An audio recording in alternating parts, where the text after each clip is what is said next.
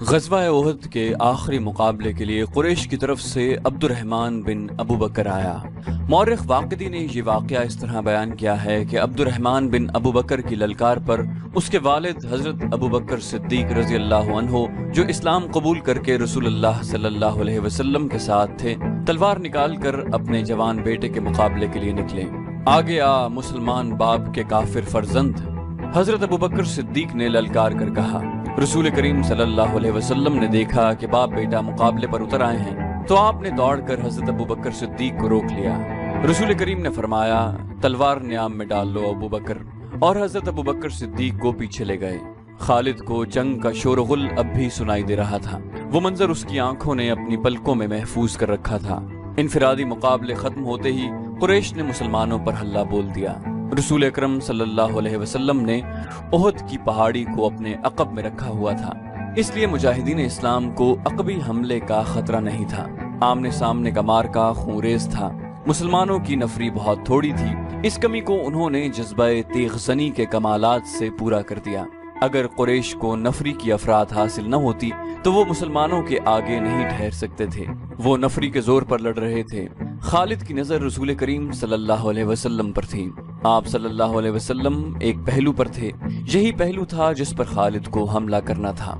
اب کہ اس نے اپنے سواروں کو یہ حکم دیا کہ وہ گھوڑوں کو سرپٹ دوڑاتے تنگ راستے سے آگے نکل جائیں اور مسلمانوں کے پہلو پر حلہ بولیں، مگر عبداللہ بن جبیر رضی اللہ عنہ کے 50 تیر اندازوں نے سواروں کو اس طرح پسپا کر دیا کہ وہ چند گھوڑے اور زخموں سے کراہتے ہوئے گھڑ سواروں کو پیچھے چھوڑ گئے۔ مارکا عروج پر تھا، صرف ایک آدمی تھا جو لڑ نہیں رہا تھا۔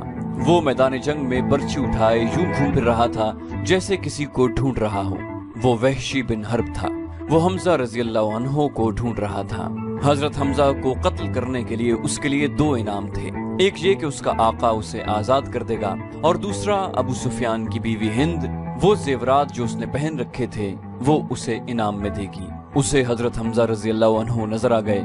وہ قریش کے ایک آدمی سبا بن عبد العزا کی طرف بڑھ رہے تھے۔ عرب میں رواج تھا کہ ختنہ عورتیں کیا کرتی تھیں۔ مورخ ابن حشام کے مطابق اسلام سے پہلے ہی عربوں میں ختنے کا رواج موجود تھا۔ حمزہ رضی اللہ عنہ جس نے سبا کو للکارا تھا، اس کی ماں ختنہ کیا کرتی تھی۔ حضرت حمزہ نے اسے للکارا کہ ختنہ کرنے والی کے بیٹے اترا اور مجھے آخری بار دیکھ۔ سبا بن عبد العزا حمزہ رضی اللہ عنہ کی طرف بڑھا۔ غصے سے اس کا چہرہ لال تھا۔ وہ تلوار اور ڈھال کی لڑائی کا ماہر تھا۔ حضرت حمزہ رضی اللہ عنہ بھی کچھ کم نہ تھے۔ دونوں ایک دوسرے کے قریب آئے اور ایک دوسرے پر وار کرنے لگے۔ دونوں کی ڈھالیں وار روک رہی تھیں۔ وہ پینترے بدل بدل کر وار کرتے تھے، لیکن ڈھالیں تلواروں کے راستے میں آ جاتی۔ اس وقت وحشی بن حرب جھکا ہوا آہستہ آہستہ ان کی طرف بڑھ رہا تھا۔ اسے زمین اور جھاڑیوں نے اوٹ دے رکھی تھی۔ حمزہ اپنے دشمن کی آنکھوں میں دیکھ رہے تھے۔ سبا کے سوا انہیں کچھ بھی نظر نہیں آ رہا تھا۔ وحشی ان کے قریب پہنچ گیا۔ برچی نشانے پر پھینکنے کا وہ ماہر تھا۔ وہ اتنا قریب ہو گیا جہاں سے اس کی برچی خطا نہیں جا سکتی تھی۔ وہ اٹھ کھڑا ہوا اور برچی کو ہاتھ میں تولا، پھر اسے پھینکنے کی پوزیشن میں لایا۔ حضرت حمزہ رضی اللہ عنہ نے سبا پر یک کے بعد دیگرے تیزی سے 2-3 حملے کیے۔ آخری وار ایسا پڑا کہ حضرت حمزہ کی تلوار سبا کے پیٹ میں اتر گئی۔ حمزہ رضی اللہ عنہ نے تلوار اس کے پیٹ سے اس طرح نکالی کہ اس کا پیٹ اور زیادہ پھٹ گیا اور وہ حضرت حمزہ کے قدموں میں گر پڑا۔ حضرت حمزہ رضی اللہ عنہ ابھی سنبھلے ہی تھے کہ وحشی نے اپنی پوری طاقت سے برچی پھینکی۔ فاصلہ بہت کم تھا۔ برچی حضرت حمزہ کے پیٹ میں اتنی زیادہ اتر گئی کہ اس کی انی حضرت حمزہ کے پیٹ سے آگے نکل گئی۔ حضرت حمزہ رضی اللہ عنہ گرے نہیں۔ انہوں نے ادھر ادھر دیکھا، انہیں وحشی دکھائی دیا۔ حضرت حمزہ برچی اپنے جسم میں لیے ہوئے وحشی کی طرف بڑھے۔ وحشی جہاں کھڑا تھا وہیں کھڑا رہا۔ حضرت حمزہ 4-5 قدم چل کر گر پڑے۔ وحشی ان کے جسم کو ہلتا جلتا دیکھ رہا تھا۔ جب جسم کی حرکت بند ہو گئی تو وحشی ان تک آیا۔ وہ شہید ہو چکے تھے۔ وحشی نے ان کے جسم سے برچی نکالی اور چلا گیا۔ اب وہ ہند اور اپنے آقا جبیر بن مطعم کو ڈھونڈنے لگا۔ خالد کو وہ مارکا یاد آ رہا تھا اور اس کے دل پر بوجھ سا بڑھتا جا رہا تھا۔ اس کا گھوڑا چلا جا رہا تھا۔ وہ نشیبی جگہ سے گزرا، اس لیے احد کی پہاڑی کی چوٹی اس کی نظروں سے اوجھل ہو گئی۔ اسے اپنے قبیلے کی عورتیں یاد آئیں جو قریش اور ان کے اتحادی قبائل کو جوش دلا رہی تھیں۔ خالد کو یاد آیا کہ وہ مارکے کا نظارہ کرنے کے لیے ایک بلند جگہ چڑھ گیا تھا۔ اسے مسلمان عورتیں نظر آئیں۔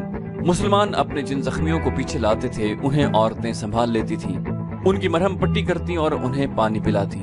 مسلمانوں کے ساتھ 14 عورتیں تھیں جن میں حضرت فاطمہ رضی اللہ عنہ بھی تھیں۔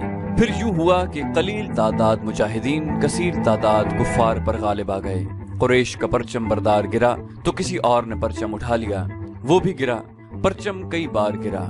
آخر میں ایک غلام نے پرچم اٹھا کر اونچا کیا لیکن وہ بھی مارا گیا۔ پھر مسلمانوں نے قریش کو پرچم اٹھانے کی مہلت نہ دی۔ قریش کے جذبے جواب دے گئے تھے۔ خالد نے ان کی پسپائی دیکھی اور یہ بھی دیکھا کہ مسلمان ان کے تعاقب کر رہے ہیں۔ قریش اپنے کیمپ میں بھی نہ ٹھہرے، اپنا مال و اسباب چھوڑ کر افراتفری کے عالم میں بھاگ گئے۔ یہاں سے جنگ کے بعد کا مرحلہ شروع ہو گیا۔ مسلمانوں نے فتح کی خوشی میں اور انتقامی جذبے کے تحت قریش کے کیمپ کو لوٹنا شروع کر دیا۔ وہ فتح و نصرت کے نعرے لگا رہے تھے۔ قریش ایسے بوکھلا کے بھاگے کہ انہیں اپنی عورتوں کا بھی خیال نہ رہا۔ وہ پیدل بھاگی جا رہی تھی لیکن مسلمانوں نے ان کی طرف آنکھ اٹھا کر بھی نہ دیکھا۔ قریش کے گھڑ سواروں کے ایک دستے کا کمانڈر اکرمہ اور دوسرے کا خالد تھا۔ انہوں نے مسلمانوں کے پہلوؤں پر حملہ کرنا تھا مگر جنگ کا پانسا بری طرح پلٹ گیا تھا۔ اکرمہ اور خالد نے پھر بھی اپنے اپنے سواروں کو وہیں رکھا جہاں انہیں تیاری کی حالت میں کھڑا کیا گیا تھا۔ خالد کو اس کیفیت میں بھی توقع تھی کہ وہ شکست کو فتح میں بدل دے گا، لیکن جس راستے سے اسے گزرنا تھا وہاں مسلمان تیر انداز تیار کھڑے تھے۔ ان مسلمان تیر اندازوں نے اپنی بلند پوزیشن سے دیکھا کہ قریش بھاگ گئے ہیں اور ان کے ساتھ ہی مال غنیمت جمع کر رہے ہیں، تو وہ بھی اپنی جگہ چھوڑنے لگے۔ ان کے کمانڈر عبداللہ بن جبیر رضی اللہ عنہ نے انہیں کہا کہ اپنے رسول صلی اللہ علیہ وسلم کی حکم عدولی نہ کرو۔ آپ صلی اللہ علیہ وسلم کا حکم ہے کہ آپ کی اجازت کے بغیر یہاں سے کوئی نہ ہٹے۔ جنگ ختم ہو گئی ہے۔ تیر انداز شور مچاتے ہوئے پہاڑی سے اترنے لگے۔ مال غنیمت، فتح ہماری ہے۔ عبداللہ بن جبیر کے ساتھ صرف 9 تیر انداز باقی رہ گئے۔ خالد نے یہ منظر دیکھا تو اسے ایسا لگا جیسے خواب دیکھ رہا ہو۔ وہ یہی چاہتا تھا۔ وہ تیر اندازوں کو دیکھتا رہا۔ جب وہ قریش کے کیمپ میں پہنچ گئے تو اس نے پہاڑی پر حملہ کر دیا جہاں پر عبداللہ بن جبیر اور ان کے 9 تیر انداز رہ گئے تھے۔ خالد انہیں نظر انداز بھی کر سکتا تھا لیکن وہ ان سے انتقام لینا چاہتا تھا۔ اس کے گھڑ سوار پہاڑی پر چڑھتے جا رہے تھے، اوپر سے تیر انداز تیزی سے تیر برسا رہے تھے۔ اکرمہ نے خالد کو انین پر حملہ کرتے دیکھا تو وہ بھی اپنے سوار دستوں کو وہیں لے گیا اور اس کے گھوڑے ہر طرف سے اوپر چڑھنے لگے۔ سواروں کے پاس بھی تیر کمانیں تھیں، وہ اوپر کو تیر چلا رہے تھے لیکن اتنے گھڑ سواروں کو روکنا اوپر والوں کے لیے ممکن نہ تھا۔ سوار اوپر چلے گئے، تیر انداز دست بدست لڑائی بھی لڑے اور سب زخمی ہو کر گرے۔ خالد نے زخمیوں کو پہاڑی سے نیچے پھینک دیا۔ عبداللہ بن جبیر رضی اللہ عنہ بھی شہید ہو گئے۔ وہاں سے خالد اور اکرمہ نے اپنے گھڑ سواروں کو اتارا اور اس مقام پر آ گیا جہاں سے مسلمانوں نے لڑائی کی ابتدا کی تھی۔ خالد کے حکم پر دونوں نے مل کر مسلمانوں پر حملہ کر دیا۔ مسلمان لڑائی کی حالت میں نہیں تھے لیکن رسول کریم صلی اللہ علیہ وسلم نے مجاہدین کی کچھ تعداد کو اپنے ساتھ رکھا ہوا تھا۔ یہ مجاہدین گھڑ سواروں کے مقابلے میں ڈٹ گئے۔ قریش کے ساتھ جو عورتیں آئی تھیں وہ بھاگ گئیں لیکن عمرہ نام کی ایک عورت وہیں کہیں چھپ گئی تھی۔ اس نے جب قریش کے گھڑ سواروں کو مسلمانوں پر حملہ کرتے دیکھا تو اسے قریش کا پرچم زمین پر پڑا نظر آیا۔ اس عورت نے پرچم اٹھا کر اوپر کر دیا۔ ابو سفیان نے اپنے بھاگتے ہوئے پیادوں پر قابو پا لیا۔ اس نے ادھر دیکھا تو اسے اپنا پرچم لہراتا ہوا نظر آیا۔ اس نے حبل زندہ باد اور عزا زندہ باد کے نعرے لگائے اور پیادوں کو واپس لا کر مسلمانوں کو گھیرے میں لے لیا۔ خالد کو وہ وقت یاد آ رہا تھا۔